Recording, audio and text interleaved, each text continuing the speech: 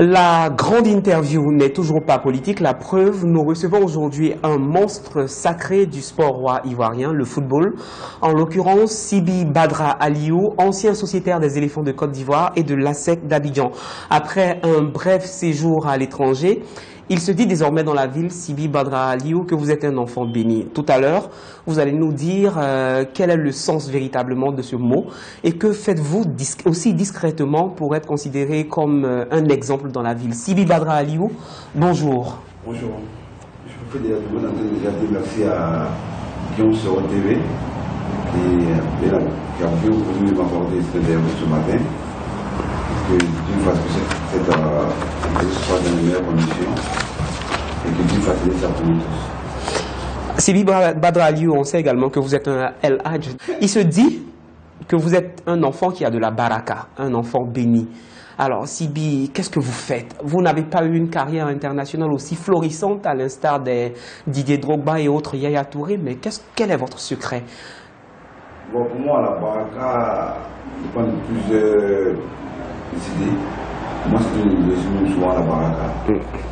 Lorsque tu as su débuter ta carrière, et tu as eu de bons conseils, je pense que vers la fin, tout sera facile. Moi, comme je le dis, par la grâce de Dieu, je ne me plains pas. Parce que comme je le dis, tout investissement au début paye plus tard.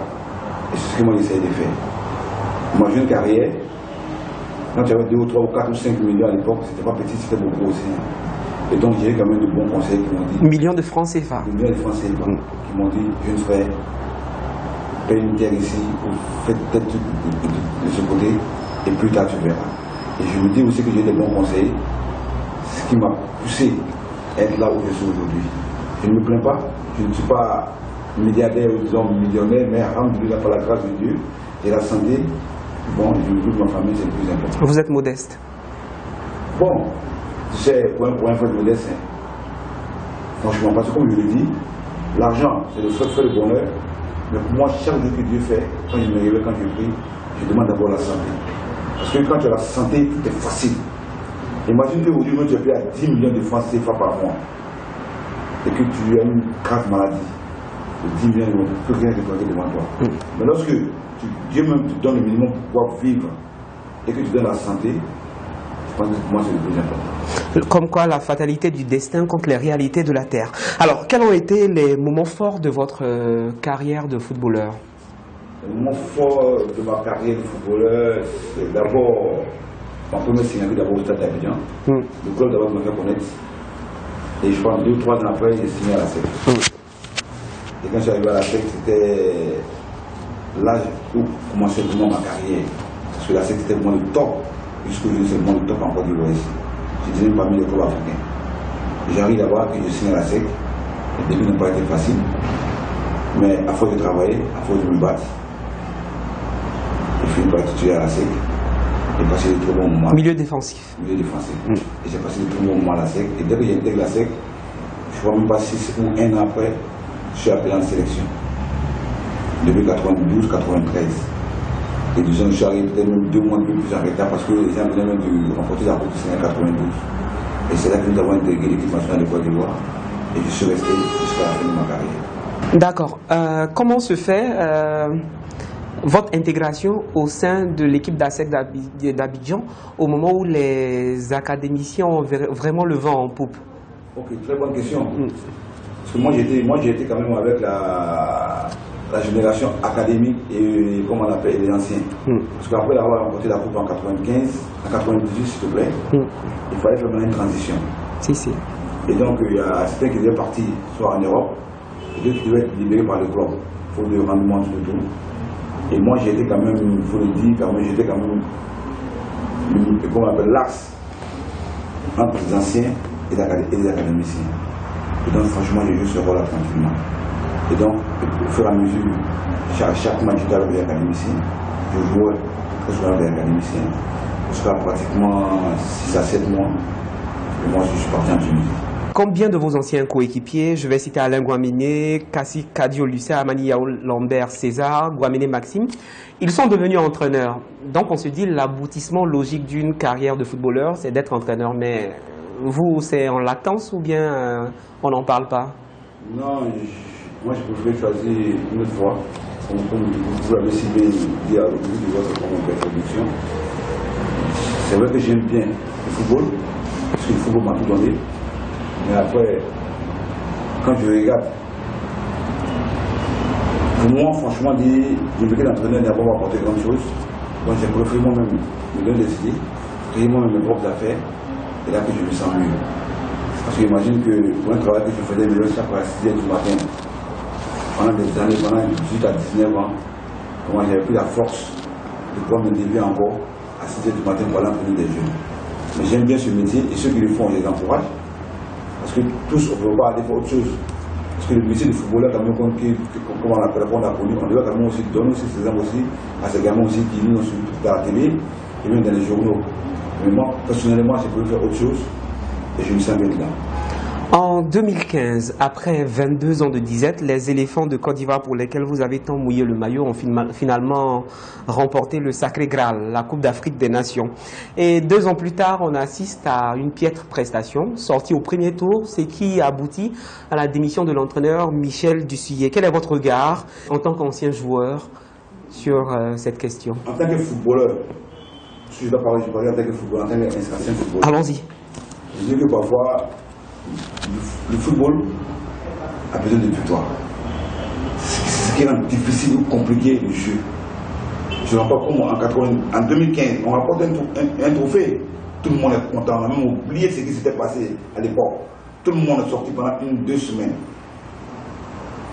Même 1 an après, je pense, le même trophée ne vient plus encore de voir ici.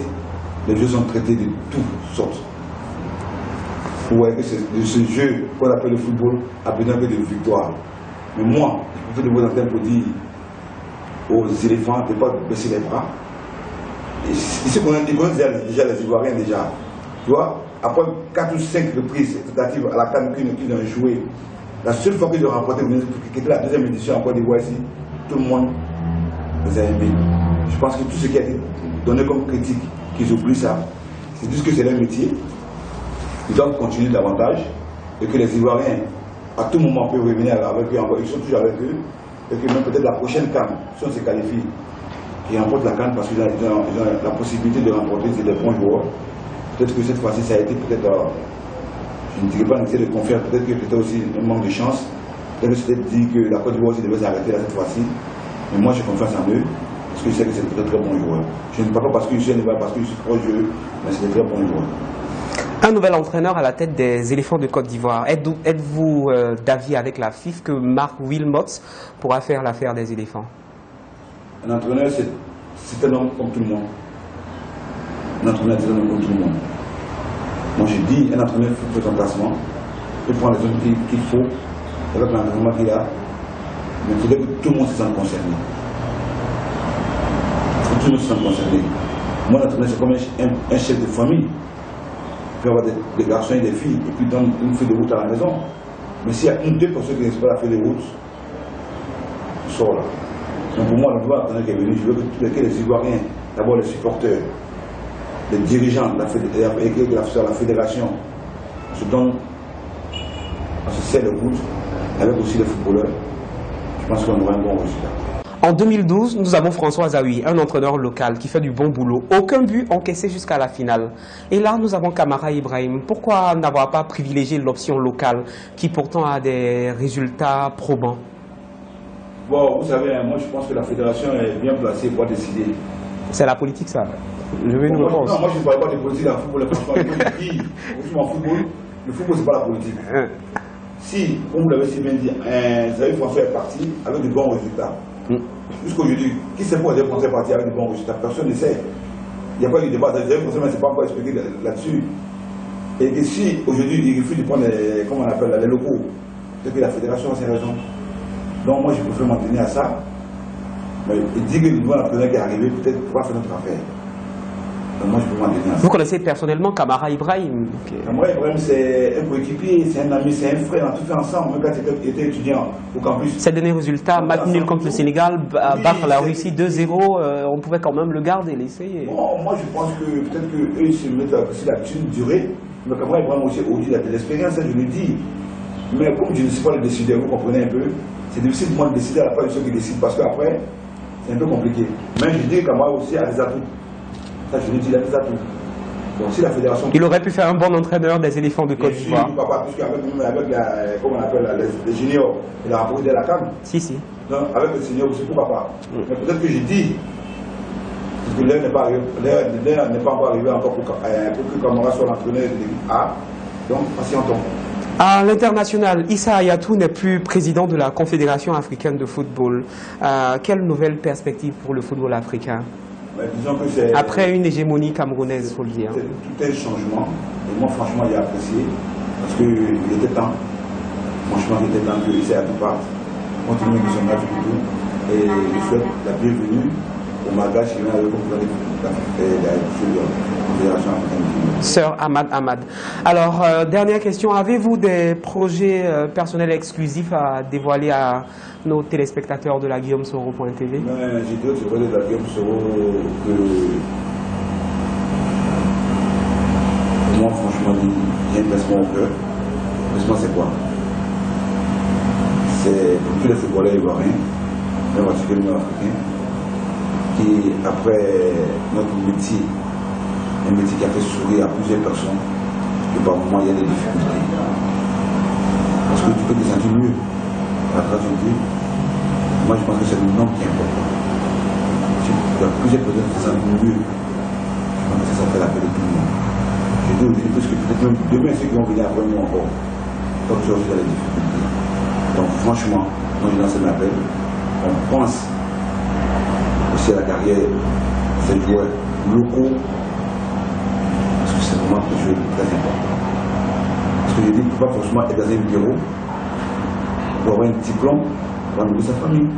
On peut être footballeur et pouvoir nourrir sa famille. Mais je ne sais pas, je m'adresse quand même à toute la population ivoirienne, pas particulièrement à une seule personne, qui prenne en compte aussi les footballeurs ivoiriens. Aujourd'hui et de demain. C'est moins important. Comme quoi, tous les chemins mènent à Rome. Sibi Badra Aliou, merci.